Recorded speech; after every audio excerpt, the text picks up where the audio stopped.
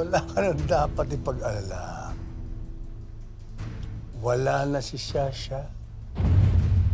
Ililipat ko na siya ng tirahan. Ibig sabihin, pwede na ako palagi pumunta dito? Bahala ka.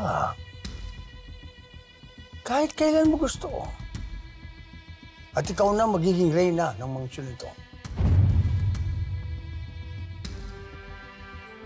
At ikaw pa ang magiging first lady kapag ako'y presidente na.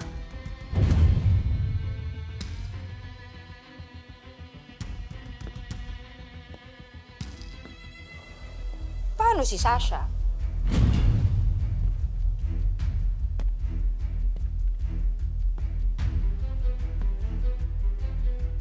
Ako nang bahala sa kanya.